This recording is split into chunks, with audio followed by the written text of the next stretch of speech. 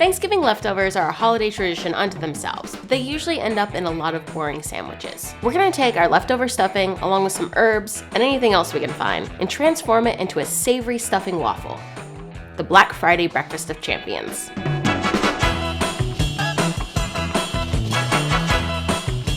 No one wants to make anything from scratch the day after Thanksgiving, particularly when your fridge is already full of food.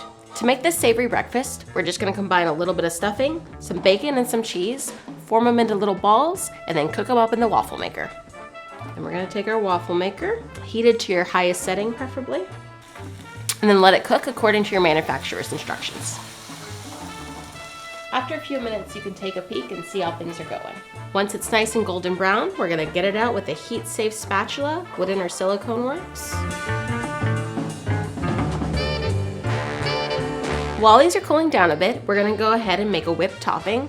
As you know, most waffles are topped with a sweet whipped cream, but we're gonna stick to our Thanksgiving theme and make a savory, herb-infused topping.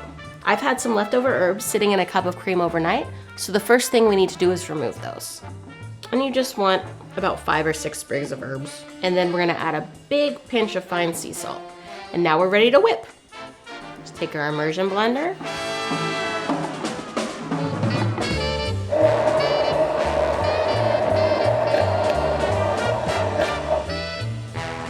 Good. Now we're gonna top our waffles with our savory whipped cream.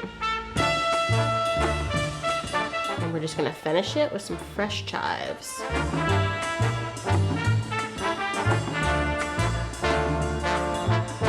Now I feel fueled to go get those Black Friday deals.